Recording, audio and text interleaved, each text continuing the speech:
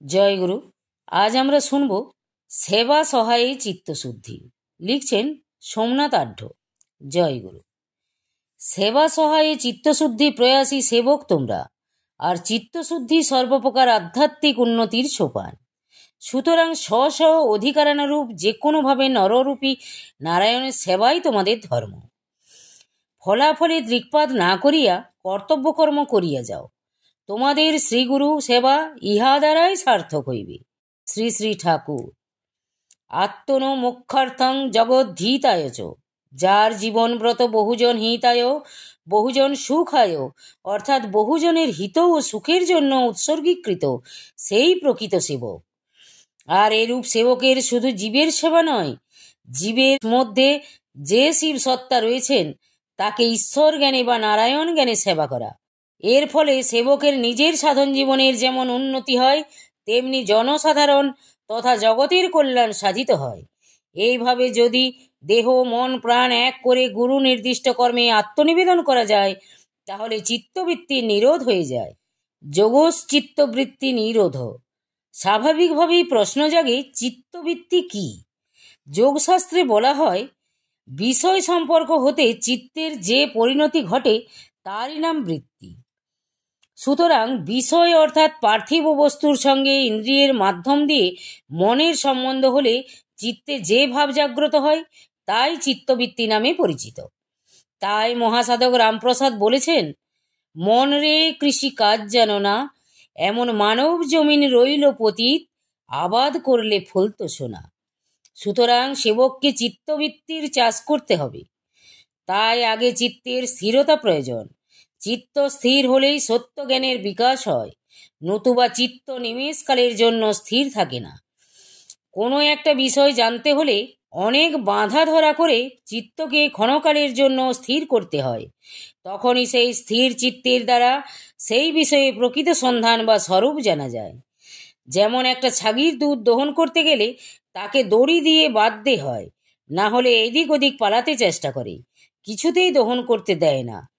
অথবা কোনো শিশুর কর্ণচ্ছেদ করতে হলে তার হাত পা ধরে স্থির রাখতে হয়, না হলে সে কিছুতেই কর্ণচ্ছেদ করতে দেয় না। ইহাও তদ্রূপ। গীতায় ভগবান বলছেন, আসনে বসিয়া মনকে একাগ্র করিয়া চিত্ত ও ইন্দ্রিয়গণের ক্রিয়া সংযত করিয়া চিত্তশুদ্ধির নিমিত্ত যোগাভ্যাস করিবে। সমস্ত শুদ্ধ শান্ত সত্যভাব দ্বারা গুরুভাবের সৃষ্টি। গুরুভাবে ভাবিত থাকতে গেলে বা গুরুভাব স্থায়ীভাবে গ্রহণ করতে হলে চাই চিত্তশুদ্ধি।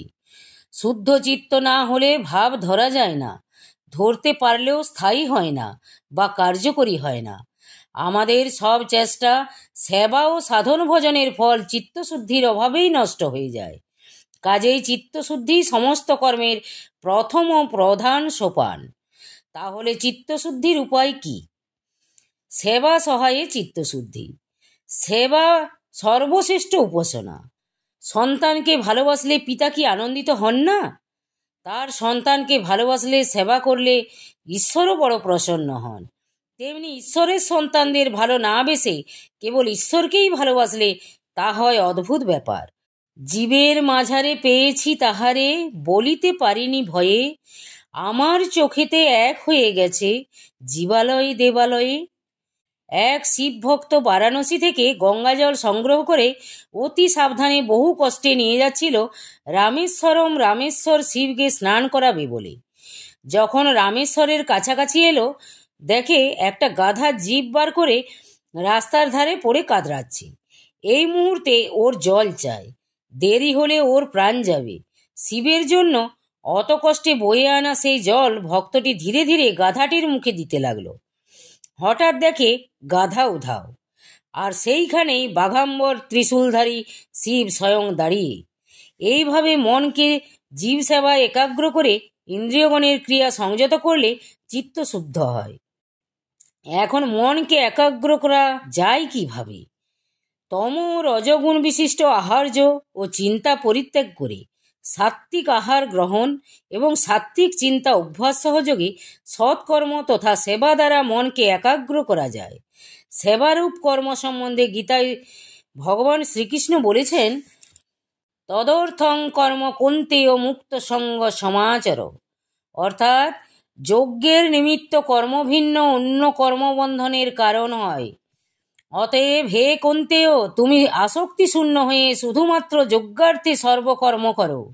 শ্রী শ্রী ঠাকুর মহারাজ এই যে নিয়ম পঞ্চগ্রুপ কর্মযজ্ঞ তথা সেবার প্রবর্তন করেছেন, এটাই বোধহয় সহজভাবে সেবা সহায়ে চিত্তশুদ্ধির শ্রেষ্ঠ পথ। ঠাকুর যে যে উদ্দেশ্য নিয়ে নিয়ম পঞ্চকের প্রবর্তন করেছেন, আমরা প্রতিটি শিষ্যভক্ত যদি ঠিকঠাকভাবে এই উপযুক্ততা বুঝে কর্ম তথা সেবা সহায়ে প্রতিনিয়ত মেনে চলি, তাহলে আমরা মনে হয় প্রত্যেক আদর্শ গৃহস্থ ভক্ত শিষ্যের জীবনে আধ্যাত্মিক বিপ্লব ঘটে যেতে পারে। মাসিক পত্র আর্যদর্পণ নিয়ে করো তার স্মৃতি তর্পণ। দর্পণ স্বরূপ মাসিক পত্রিকায় আমরা আর্য ঋষিদের সংসার তথা আধ্যাত্ম জীবনের দ্বারা প্রতিনিয়ত পাঠের মাধ্যমে আমাদের চিত্তমল দূর হয়ে যায়। প্রতি মাসের আর্য দর্পণের শ্রী শ্রী ঠাকুরের বাণীটি আমি মনে করি আমার 1 মাসের চলার নির্দেশ করে ঠাকুর পাঠিয়েছেন। আর এই স্বাধ্যায়ের মধ্য দিয়ে ঋষি ভাবনায় মনকে জাগতিক এবং ঋষিযজ্ঞরূপ কর্ম তথা সেবায় উদ্বুদ্ধ করে ঋষিকুলের আশীর্বাদ লাভ করতে পারি। এই নিগমানন্দ আর্যদর্পণ গ্রহণ এবং প্রতিনিয়ত পাঠের মাধ্যমে আমরা ঋষিঋণ হতে মুক্ত হই। প্রতিদিন মাটির কলসি পাথরের ওপর রাখতে রাখতে কলসিটি যেমন পাথরের ওপর একটা ছাপ রেখে যায়, সেই রূপ প্রতিনিয়ত স্বাধ্যায়ের দ্বারা অজ্ঞানতা যখন দূর হবে, তোমার এই অধম সন্তান তখন উত্তম হয়ে বলবে, ঠাকুর এই সংসার তোমার, আমি শুধু তোমার সেবক মাত্র। বিভাগীয় আশ্রমে গৃহীরা দেবেন অর্থ, আর শ্রীগুরুর নিকট থেকে পাবো পরমার্থ। এই অর্থ আর পরমার্থের মিশ্রণে চলবে আশ্রম। এই যে আমরা মাসিক চাঁদা পাঠাই, তা দিয়ে হয় শ্রীগুরুর সেবা ও নৃযজ্ঞরূপ নরনারায়ণের সেবা। আশ্রমে দাও সাধ্য মতো চাঁদা, চিরদিন রবে তার পায়ে বাঁধা। যখন জানলাম আমার সামান্য মাসিক চাঁদা নিযজ্ঞরূপ নরনারায়ণের সেবা করিয়ে নিয়ে তোমার চরণে ঠাঁই দিচ্ছ, ভাবতে গিয়ে অবাধ্য চোখের জল দিয়ে তোমার চরণ ধুয়ে দিয়ে বলতে ইচ্ছা করে, প্রণমী তোমারে নিগমানন্দ, প্রণমী রাতুল চরণী, তব স্মৃতি যেন থাকে গো অটুট, জীবনে কিংবা মরণে। নিয়মিত রাখো দুবেলা মুষ্টি, ভাব ভক্তি হবে নিয়ত পুষ্টি। এই মুষ্টি ভিক্ষা বা বিক্রয় লব্ধ অর্থ যায় শ্রীগুরুর প্রতিষ্ঠিত বিভাগীয় আশ্রমে। ওই আশ্রমে তাই দিয়ে হয় ঠাকুরের নিত্য ভোগরাগ, অতিথি সেবা, সাধুসন্তের সেবা। আমার নিজের আহার্য থেকে যখন প্রত্যহ কিছু অংশ অপরের সেবায় লাগাতে পারছি, তখন মনে হয় এর থেকে আত্মপ্রসাদের বস্তু আর কি হতে পারে। যখন ভাবি এভাবেই ঘরে বসে সাধুসন্তের সেবার সহায়তা দ্বারা পুণ্য সঞ্চয় করতে পারছি, আবার তুমি আমাদের কৃপা করে ভূতযজ্ঞরূপ সামাজিক ঋণ এবং জাগতিক ঋণ শোধ করিয়ে নিচ্ছ, তখন ভাবি তোমার সন্তানদের জন্য এত করুণা ঠাকুর। ধন্য আমরা তোমার চরণাশ্রয় লাভ করে, ধন্য তোমার মহিমা, মহিমা তব গোচর শুদ্ধ মনে, গুরুদেব দয়া করো দীন জনে। ভক্ত শিষ্যের সর্বশ্রেষ্ঠ তীর্থ শ্রী শ্রী গুরুধাম, গুরুপিতা স্বামী নিগমানন্দ সরস্বতী পরমহংসদেবের বাল্যলীলাস্থলী সর্বতীর্থসার এই গুরুধাম যাতে বিনষ্ট না হয় এবং পুতস্মৃতি বিজড়িত এই পুণ্যক্ষেত্রে যাতে শ্রী শ্রী ঠাকুরের স্মরণ মনন এবং সেবার ধারা বজায় থাকে, তার জন্য তুমি সার্বভৌম জন্মোৎসবে সকলে যাতে শ্রদ্ধার্ঘ্য প্রেরণ করে তার ব্যবস্থা করেছ। বিরাজ করো মনের মাঝে, লুকিয়ে আছো সকল কাজে, ভুলে যে যাই সার কথাটি মায়া মোহের ঘোরে, তোমার খোঁজে বৃথাই প্রভু তীর্থে বেড়ায় ঘুরে। যখন জানতাম না আমার সামান্য জন্মোৎসবের শ্রদ্ধার্ঘ্য গ্রহণ করে আধ্যাত্মিক ক্ষেত্রে উত্তরাধিকারের দায় বহনের এই দায়িত্ব পালনের মধ্য দিয়েই আবর্তিত হয় পিতৃঋণ স্বীকৃতির প্রচেষ্টা, তাই শ্রদ্ধার্ঘ্য তথা সেবাকে কেন্দ্র করেই পিতৃযজ্ঞ তথা পিতৃতর্পণ হচ্ছে আমার শ্রদ্ধার্ঘ্য প্রেরণের মূল উদ্দেশ্য। জন্মোৎসবে দাও চাঁদা গুরুধামে, মঠের প্রণামী অক্ষয়া নামে। শ্রী শ্রী ঠাকুর প্রতিষ্ঠিত এই মঠ হচ্ছে সকল ভক্ত শিষ্যের প্রধান শক্তি সঞ্চার ক্ষেত্র। এই অর্থে দেবভূমি দেব ঋণ পরিশোধের জন্য দেবযজ্ঞ বা ব্রহ্মযজ্ঞের বিধান আছে। মঠ প্রসঙ্গে শ্রী শ্রী ঠাকুর বলেছেন, শান্তি আশ্রমটি আমার জীবনব্যাপী সাধনার ফল। আশ্রমের কাছে আমার প্রাণটা তুচ্ছ। এই আশ্রমের জন্য আমি শতবার আমার প্রাণ বিসর্জন দিতে পারি। আশা আছে ওই আশ্রম হতে কালে কালে শত শত নিগমানন্দের বিকাশ হবে। বৎস, তোরা আমার সেই আশ্রমের রক্ষক। আশা আছে আমার প্রাণতুল্য আশ্রমকে অবহেলা করিয়া তোরা কেহ আমার প্রাণ হন্তারক হবি না। এই দেবভূমিরূপ মঠকে সংরক্ষণ করার জন্য আমরা অক্ষয় তৃতীয়ায় শ্রদ্ধার্ঘ্য পাঠাই। এই উৎসবে মঠের কথা স্মরণ করা এবং মঠে সাহায্য প্রদান দেবঋণেরই স্বীকৃতি। এই স্বীকৃতি স্মরণে শিষ্য ভক্তগণের দান দেবযজ্ঞ বা ব্রহ্মযজ্ঞেরই আহুতি দান স্বরূপ। শতবর্ষে মঠে গিয়ে দেখলাম কেন তুমি মঠকে প্রাণাধিক ভালোবাসো। কতক্ষণ এভাবে দেখতে দেখতে এবং ভাবতে ভাবতে চোখের জল দুগাল ভিজিয়ে তোমার লীলাক্ষেত্রে পড়েছে চরণ স্পর্শ করবে বলে।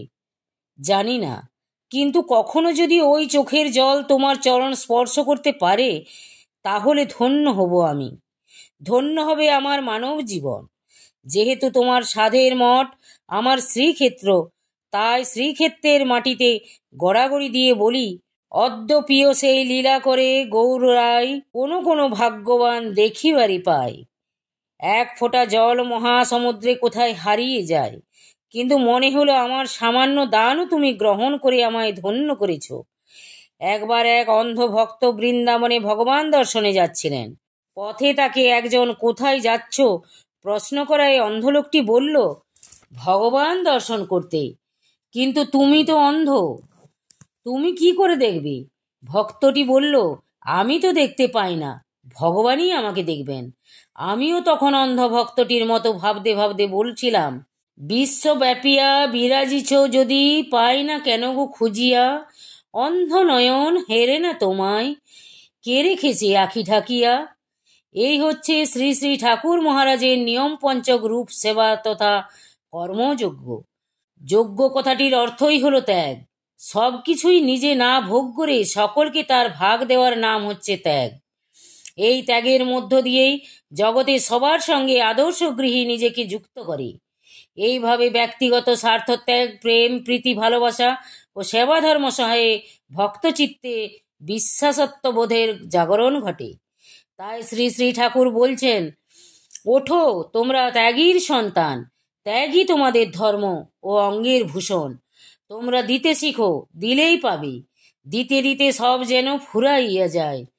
জগতে যদি কেউ কিছু পেয়েছ তবে সে কিছু দিয়েই পেয়েছ, এমনটি সৃষ্টিকর্তার বিধান। তোমরা দেহ মন আমায় সঁপে দাও, তোমাদের ধন জন যা আছে সব আমার বলে ভেবে নাও। আমার সেবক সেবিকা হয়ে নিষ্ঠার সহিত কর্ম করে যাও। এক স্বামীজি মহারাজের বাণীতে আছে, তোমরা যাহা আয় করো তাহার কিছু অংশ ধর্মার্থে ব্যয় করবে। এই ব্যয় সংসারের বহু অনর্থক ব্যয় হইতে রক্ষা করে। সৎ কাজে যা ব্যয় হয় প্রকৃত অর্থে তা সঞ্চয়, কারণ তোমরা পূর্বজন্মে যাহা দিয়াছ তার ফল এই জন্মে পাইতেছ। এ জন্মে যা দেবে পরবর্তী জন্মের জন্য সঞ্চিত হবে। আর এভাবেই হোক আমাদের চিত্তশুদ্ধির সাধনা, অর্থাৎ প্রতিনিয়ত যেটা অনুশীলন করা হয় সেই রূপ প্রতিনিয়ত নিয়ম পঞ্চক রূপ সেবা দ্বারা চিত্তশুদ্ধ হলে, অর্থাৎ স্বার্থ অভিমান অহংকার এবং অজ্ঞান দূরীভূত হলে অন্তঃকরণ শুদ্ধ হয়। আর এই নির্মল অন্তঃকরণেই তার অনুভব হয়। কারণ যার স্বরূপ পূর্ণ চৈতন্য, পূর্ণ সত্য এবং পূর্ণ আনন্দ, তাকে কি সহজে অন্তরে উপলব্ধি করা যায়? সেই রূপ সেবা অর্চনা উপাসনা সকলেরই মূলে হচ্ছে চিত্তশুদ্ধির অনুশীলন। তাই সৎকর্মে সেবা এবং অর্থ ব্যয় করলে চিত্ত শুদ্ধ হয়, মন শান্তি এবং নির্মল আনন্দে ভরে ওঠে। এই সেবা সহায়ে চিত্তশুদ্ধি ক্রমে ক্রমে আদর্শ গৃহীকে জীবত্ব থেকে মনুষ্যত্বে, মনুষ্যত্ব থেকে দেবত্বে, দেবত্ব থেকে ঈশ্বরত্বে, ঈশ্বরত্ব থেকে ব্রহ্মত্বে উপনীত করে। হে গুরুদেব, বহুরূপধারী নারায়ণ মূর্তি, তোমার সেবার জন্য এ আয়োজন তোমারই। তোমার সেবায় তুমি পরিতৃপ্ত হও। লীলা কল্পিত অজ্ঞানত ও আনন্দহীনতার ভান পরিত্যাগ করে একবার তোমার সেই বিজ্ঞানময় আনন্দময় মূর্তিতে দাঁড়াও। সেবা সফল হোক, সেবা ধন্য হোক। জয় গুরু, জয় গুরু। আজ এই পর্যন্তই। যদি আপনাদের ভালো লেগে থাকে তাহলে চ্যানেলটিকে সাবস্ক্রাইব করে সাথে থাকুন। জয় গুরু, জয় গুরু।